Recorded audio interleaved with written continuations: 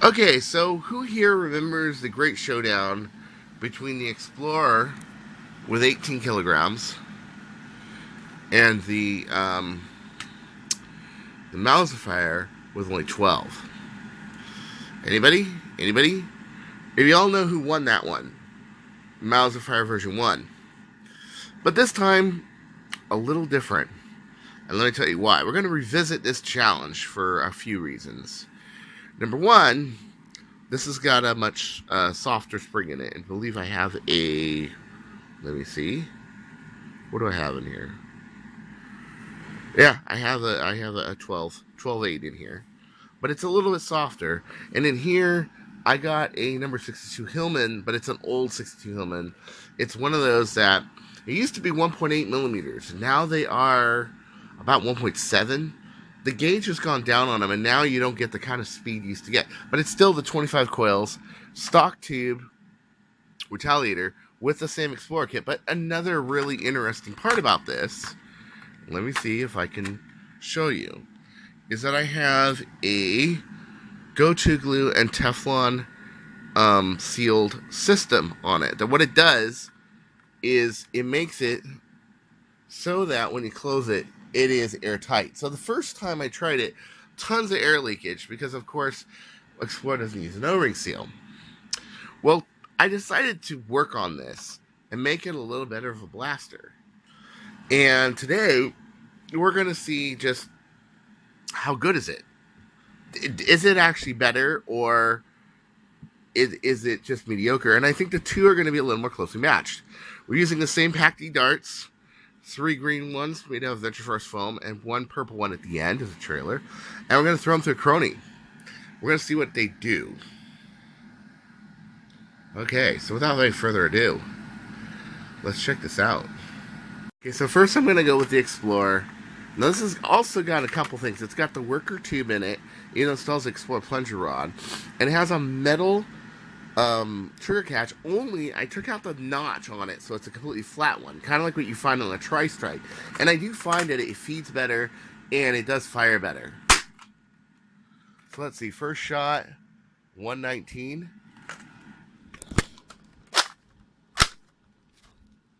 Okay, second shot,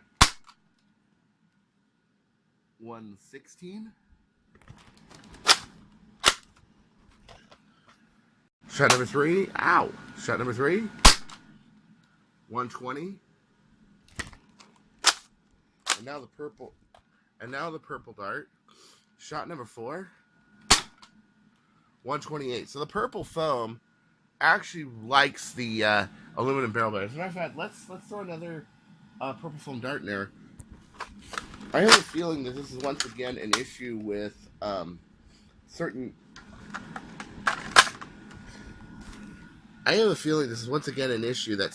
darts like certain foams better. Now, Explorer breaches were good. They just weren't great. This blaster used to not get the kind of power. Plus, also put in mind, this is a standard PT. It's a worker PT in here, but it's a standard PT. It's not an XPT. If it were an XPT, it would be going into the 150s or 160s, maybe higher for sure. Yeah, you know what? It does like the purple foam better, 124. Well, that's really cool. And I think this would be a really good blaster for, let's say, like, if we ever did another Ragnar Oktoberfest. Okay, now for the Mauserfire. Okay. So the Mauserfire, it's smaller. The only play here is in the magazine.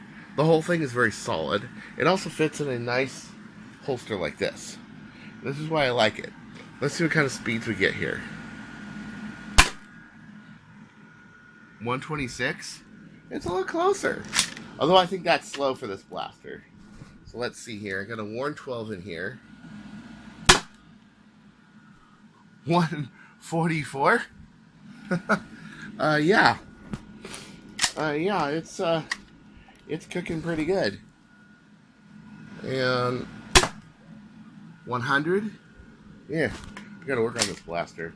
And of course, last shot with the purple foam. Let's see. 120.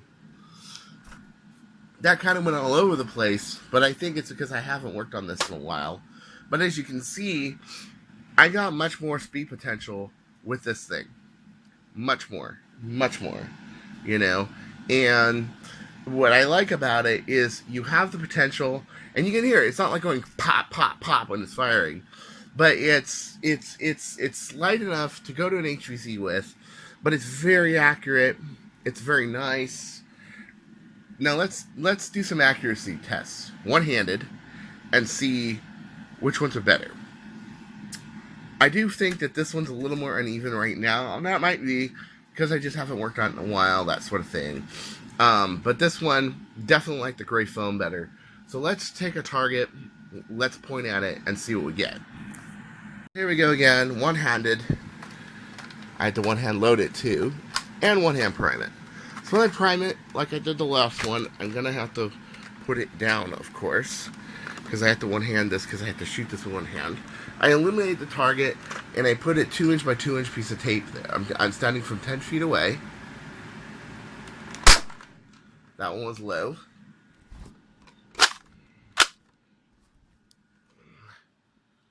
Again, this doesn't have any sights, but I'm pretty good at sighting a retaliator. That went way left. And this, again, way left. But I'm thinking that this may actually do better with the purple foam. So you know what?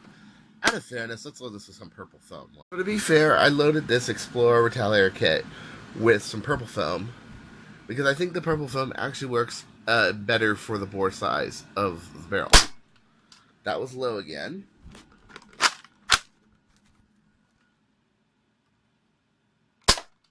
That almost got it. It blew right past it. And let's see. That one missed. So this one got no hits. Okay, so once again, I'm going to work on this. 3-pack these. This one I'm going to run the greens because I know the greens. This blaster actually likes the green dots. I knew that. Okay, so here we are. Hit.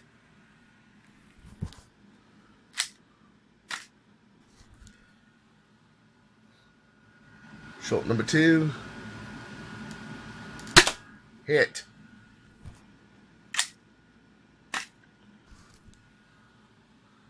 Let's get this focused in all right. I know what's going to happen. Reason being, well, oh, whoa. That one just grazed the very bottom of it. But as you can see, yeah. Huh. Very nice. Now I got them both going about the same speed, or abouts, but honestly, I gotta be honest, I think I have too weak of a spring in here. I'm not sure what's going on. Has it taken a set? Has it done whatever? Put in mind with a brand new 62, you can get this thing going about 185 feet per second. But the amount of work that it takes to do this is really high. But this has a lot of moving parts in it. Your tube moves, your breech moves, your barrel moves, everything moves. This is a little more uniform, and that's why I like the Mausers better.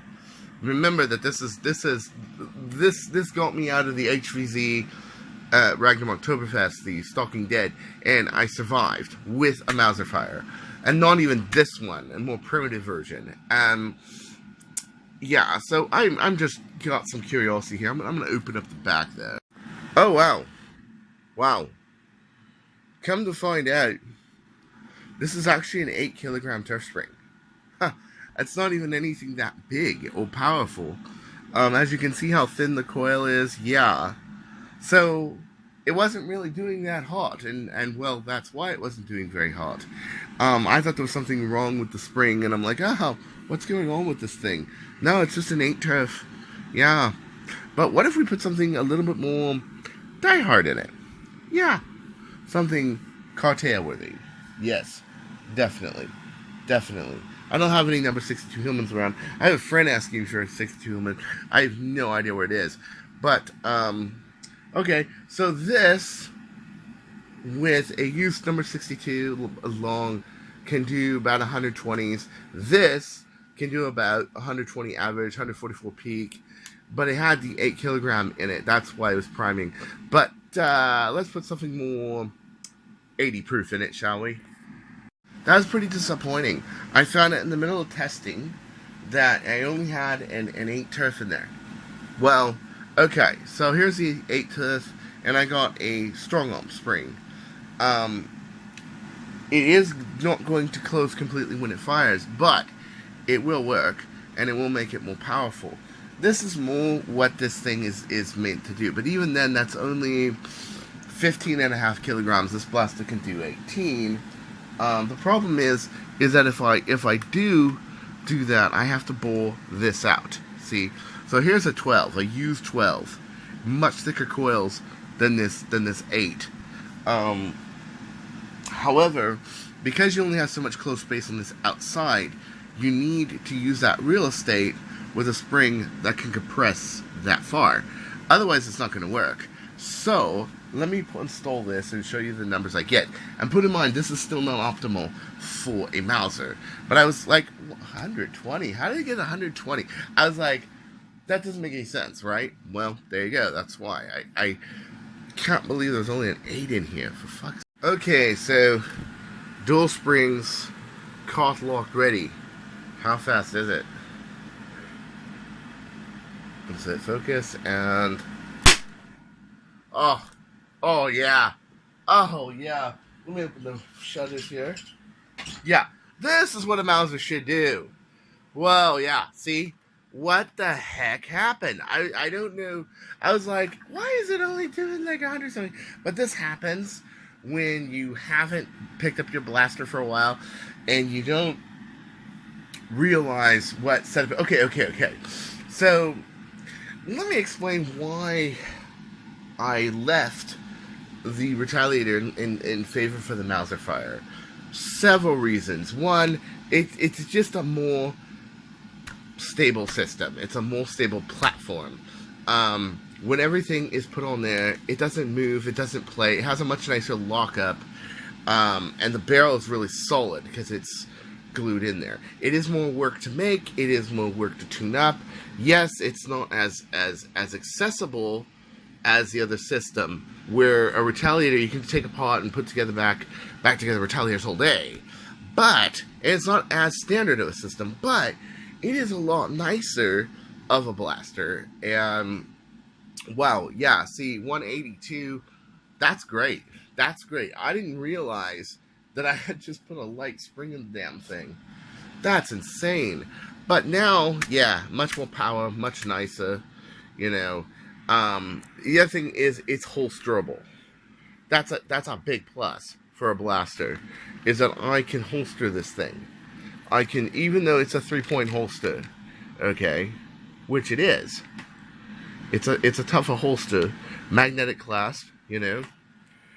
It fits on my waist really nice, and it's an excellent backup blaster. What I like to use these for in like HVZs were like when you had 2 Cronoses and the Mauser. That was really cool because there were some times where I used up all my cut down darts, my half-length darts, and I had nothing but rifle rounds. And then I would use the rifle rounds for a while, pick up some half-length darts, because in Stalking Dead, which was the last HVC I played, that's what I did. And then I would switch to this, which was a little more of a precision blaster.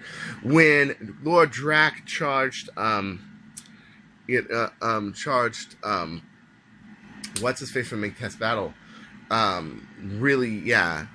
I quickly took cover behind a pillar and took a retaliatory shot and killed Lord Drac in the leg from about, I would say, 70, 80 feet away. That's the kind of blaster it is. A nice, quick, point-and-click shoot blaster. But yeah, you see, I don't know if I'm going to do this film over again or I'm going to just do it as a thing. But yeah, that basically shows, I won't do it over again. I think this is a good comparison. 8K Mauserfire versus this. But I guess it wouldn't be fair unless I took this apart and showed you what was in here. Got it unscrewed. Here we go. This is a guide. It is made from a Shotfire plunger. And it's made so it fits in here, but yet goes in here as a guide. So that there it is. But This is a number 62 Hillman.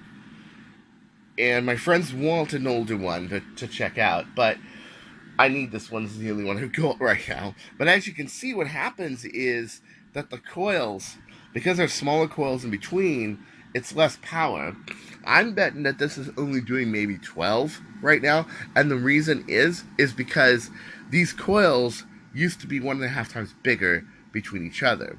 This is, well, let me see here, 1, 2, 3, 4, 5, 6, 7, 8, 9, 10, 11, 12, 13, 14, 15, 16, 17, 18, 19, 20, 21, 22, 22 coils.